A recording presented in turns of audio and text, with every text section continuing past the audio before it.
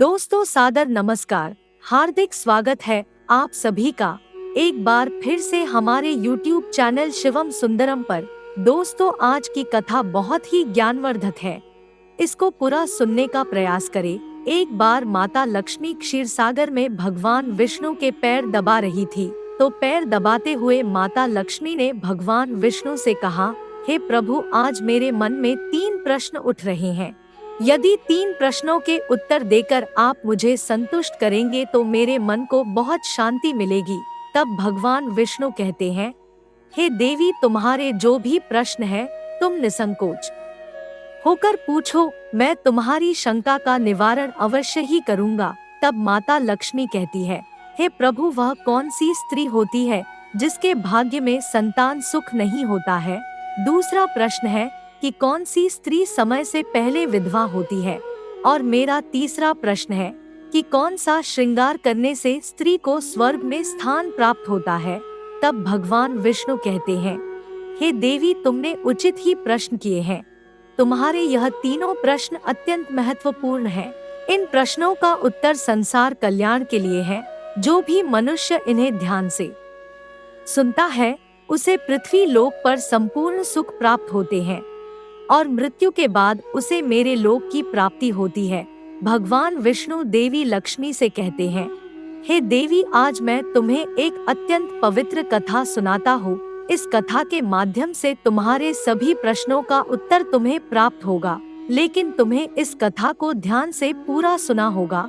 इस कथा को कभी आधा अधूरा नहीं सुनना चाहिए। इस कथा में समस्त संसार का कल्याण छिपा हुआ है।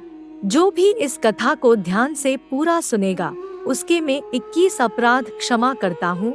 तब देवी लक्ष्मी कहने लगी, प्रभु, मैं आपको वचन देती हूँ कि इस कथा को मैं पूरे मन और लगन से सुनूंगी। आप कृपया उस कथा को आरंभ करें।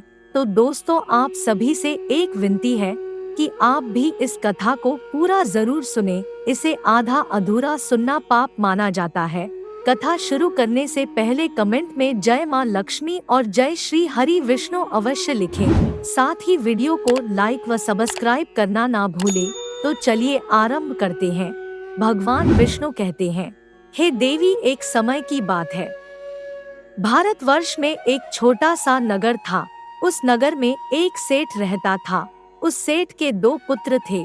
उसके दोनों बेटों का विवाह भी हो चुका था। सेठ के घर में किसी चीज की कोई कमी नहीं थी, किंतु सेठ की पत्नी का स्वभाव अत्यंत दुष्ट था। सेठ की पत्नी और सेठ के बड़े बेटे की पत्नी दोनों का ही स्वभाव दुष्ट था।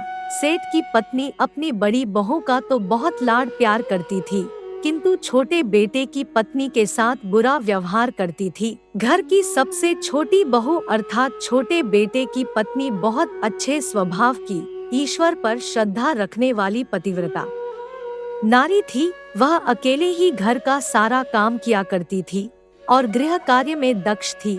इतना अच्छा स्वभाव होने के बावजूद भी उसकी सास उसके साथ बुरा व्यवहार करती थी, हमेशा अपमान करती थी। इसके पीछे का कारण बस इतना था कि बड़ी बहू को एक पुत्र था और छोटी बहू ने पुत्री को जन्म दिया था। पुत्री को जन्म देने के कारण सेठ की पत्नी अपनी छोटी बहू को बार बार ताना मारा करती थी, लेकिन वह बेचारी कर भी क्या सकती थी। जो भाग्य में लिखा होता है उसके साथ वही होता है। भगवान विष्णु कहते हैं, हे देवी, अब मैं तुम्हें छोटी बहू की कहानी सुनाता हूँ। इससे तुम्हें पहले प्रश्न का उत्तर प्राप्त हो जाएगा कि कौन सी स्त्री को पुत्र प्राप्ति नहीं होती है। हे देवी, सेठ की जो पत्नी पहले से ही दुष्ट और कुटिल स्वभाव की थी, उससे उसकी सास भी परेशान थी। सेठ की पत्नी अपनी छोटी बहू को सबसे ज्यादा दुख देती थी। छोटी बहू का नाम था सुकन्या और सुकन्या को सताने में उसकी सास को बहुत आनंद आता था। सुकन्या बेचारी रोज सुबह ब्रह्मा मुहूर्त में उठकर अपने घर के सारे काम करती और दिन भर काम करने के बाद उसे रात्रि को ही सोने को मिलता था। इतना होकर भी सेठ की पत्नी अपनी छोटी बहू से द्वेष करती थी। जब छोटी बहू झाड़ू लगाती तो उसकी सास आकर उसे ताना मारती थी कि तेरे हाथ में जान नहीं है क्या? तू जल्दी जल्दी झाड़ू लगा, मैं मंदिर जा रही हूँ। मेरे लौट कर आने से पहले तू भोजन बनाकर तैयार रखना, और आते ही मैं उस भोजन को ग्रहण करूंगी। और सुन, अन्न का एक दाना भी बर्बाद ना होने पाए। बेचारी सुकन्या चुपचाप अपनी सास का अत्याचार सहन करती थी और उसकी सास की हर आज्ञा का बड़ी ही विनम्रता से पालन करती थी। फिर छोटी बहू खाना बनाते हुए सोचने लगी कि मैं घर का इतना काम करती हूँ, लेकिन फिर भी मैं चैन की सांस नहीं ले पाती हूँ। मेरी सासू माँ किसी ना किसी बात को लेकर मुझे ही ताना मारती रहती है। पता नहीं कब उनकी ताना देने की आदत जाएगी। सुकन्या इतना सोच ही रही थी कि तभी घर के दरवाजे पर खटखटाने की आवाज सुनाई दी। छोटी बहू ने सोचा, अभी तो भोजन तैयार भी नहीं हुआ है, लगता है मेरी सासू माँ आज जल्दी लौट आ गई, अब वह फिर ताना मारेगी। तब सुकन्या ने दरवाजा खोला तो उसने देखा कि द्वार पर एक सन्यासी खड़ा हुआ है। वह सन्यासी कहने लगा, बेटा सदा सुहागन रहो, तुम इस सन्यासी के लिए कुछ भोजन का दान करो। हे पुत्री, मुझे बड़ी भूख लगी है। तब सुकन्या ने सोचा, अगर मैं इस सन्यासी को भोजन करा दूं और इतने में मेरी सास आ गई तो मेरी तो खैर नहीं। कुछ देर तक विचार करने के बाद सुकन्या ने सोचा, सासू माँ के ताने के डर से इस सन्यासी को भोजन नहीं कराऊंगी तो मुझे महापाप लगेगा, मेरा सारा पुण्य नष्ट हो जाएगा। इतना सोचकर सुकन्या ने उस सन्यासी को घर के अंदर बुला लिया। अतिथि धर्म का पालन करते हुए सुकन्या उस सन्यासी को भोजन कराने लगी। इतने में ही उसकी सास घर पर आ पहुंची और उस सन्यासी को घर के अंदर भोजन करते हुए देखकर उसे बहुत गुस्सा आ गया। वह चिल्लाते हुए सुकन्या से कहने लगी, यहाँ पर क्या किसी प्रकार का भंडारा या दावत नहीं चल रही है, जो तुम राह चलते भीख मंगों को घर में बिठाकर खिला रही हो। सुकन्या ने अपनी सास से बड़ी विनती की, लेकिन सुकन्या की सास ने बहू की एक नहीं सुनी और उसकी सास ने उस सन्यासी को घर से बाहर निकाल दिया और उसके भोजन को उठाकर कचरे में फेंक दिया।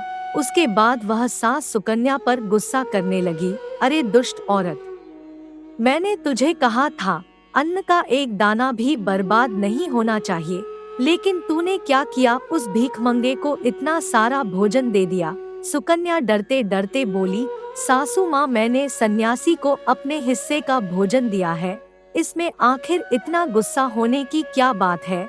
द्वार पर आए अतिथियों को कभी खाली हाथ नहीं भेजते हैं, ऐसा शास्त्र कहते हैं। फिर सुकन्या की सास ने उसे बहुत डांटा। दोनों के बीच कई देर तक बहस हुई और सुकन्या की दुष्ट सास ने गुस्से में आकर सुकन्या को धक्के मारकर घर से बाहर निकाल दिया और घर का दरवाजा बंद कर दिया। सुकन्या देर तक घर के मुख्य द्वार के सामने खड़ी रही और बाहर से अपनी सास को आवाज देने लगी। सुकन्या की सास ने एक नहीं सुनी और उसे घर के अंदर आने नहीं दिया। फिर सुकन्या दुखी और उदास होकर अपने मायके के लिए निकल गई। मायके जाने के रास्ते में बहुत बड़ा जंगल पड़ता था। सुकन्या भूखी प्यासी रहकर उस जंगल के रास्ते पर से चलने लगी। तभी उसी समय अचानक जोर जोर से बादल गरजने लगे और मूसलाधार बरसात होने लगी। बारिश से बचने के लिए सुकन्या एक वृक्ष के नीचे जाकर खड़ी हो गई। वहाँ पर सुकन्या ने देखा कि पेड़ के नीचे में कोटर बना हुआ है। फिर वह बिना देरी किए जल्दी से उस कोटर में घुस गई। कोटर में जाने के बाद सुकन्या ने देखा कि अंदर कोई साधु महात्मा बैठे हैं। वह सन्यासी कोई और नहीं बल्कि भगवान विष्णु ही साधु का रूप धारण करके बैठे हुए थे। जब उस साधु ने सुकन्या को देखा तो बोले, हे पुत्री, तुम इस घने जंगल में अकेली क्या कर रही हो? रोना बंद करो, मैं तुम्हारे बारे में सब कुछ जानता हूँ। तुम्हारे ससुराल वाले अत्यंत दुष्ट स्वभाव के हैं और वे तुम्हें बहुत दुख देते हैं। इसका कारण केवल बस इतना है कि तुम्हें पुत्र की प्राप्ति नहीं हुई है। पुत्री को जन्म देने के कारण तुम्हें तुम्हारी सास के ताने सुनने पड़ते हैं। हे पुत्री, तुम चिंता मत करो, मैं तुम्हें एक पर्ची देता हूँ।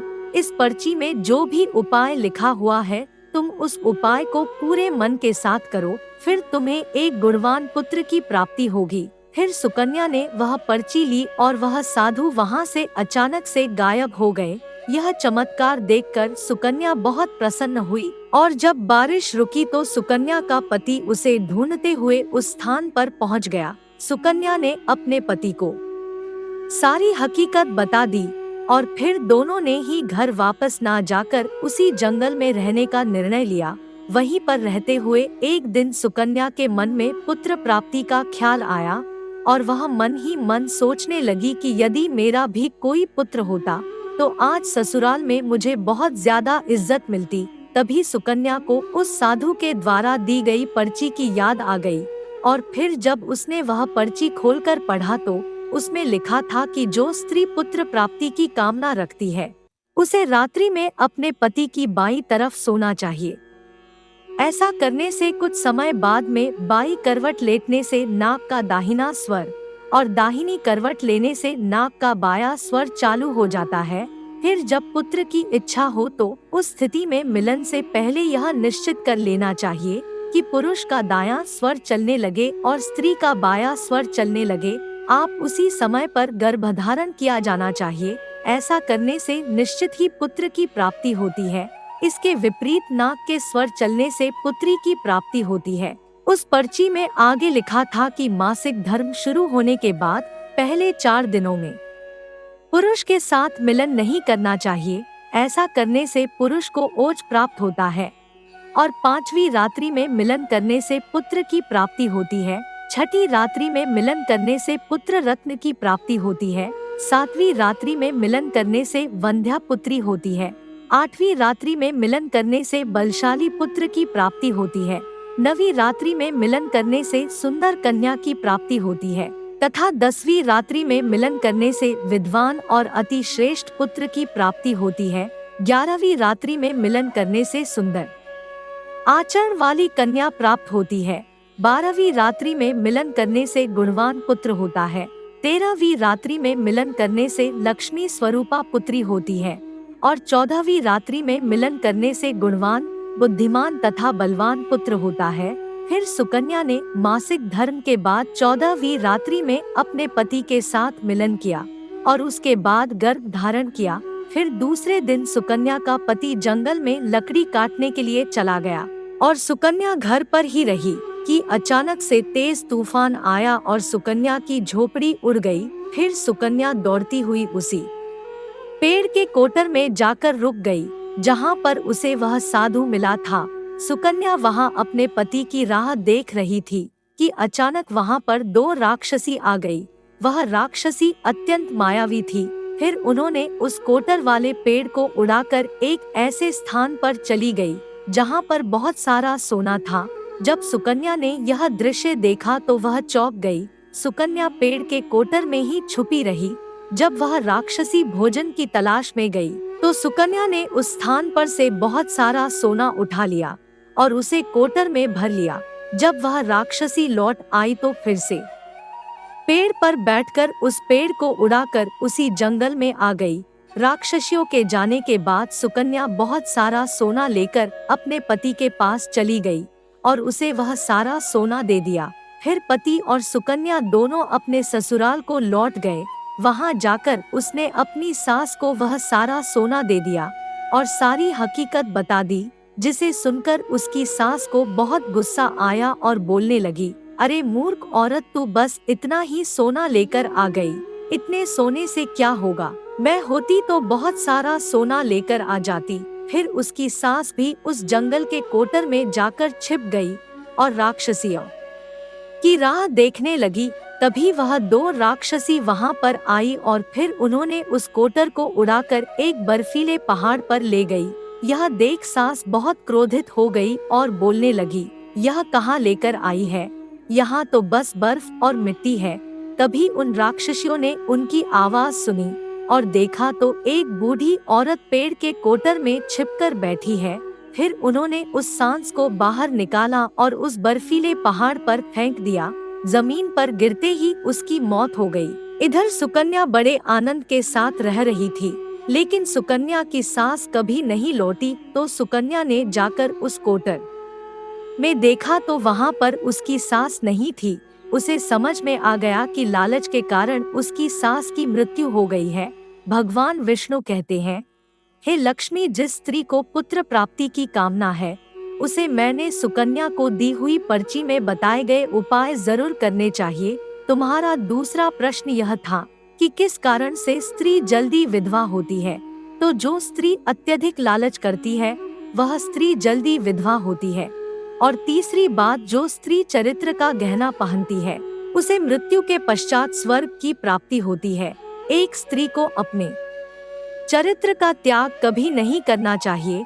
तो दोस्तों, इस प्रकार से भगवान विष्णु ने माता लक्ष्मी को यह कथा सुनाई थी। उम्मीद है आपको यह कथा पसंद आई होगी। दोस्तों, वीडियो को लाइक जरूर करें और कमेंट में जय मां लक्ष्मी, जय श्री कृष्णा जरूर लिखें। साथ ही चैनल को सब्सक्राइब करें ताकि हमारा आगे आने वाला ज्ञानवर्धक वीडियो आप तक पहुंच सके। इसी के साथ आप सभी को हमारी ओर से ढेर सारी शुभकामनाएं। धन्यवाद। जय श्री कृष्णा।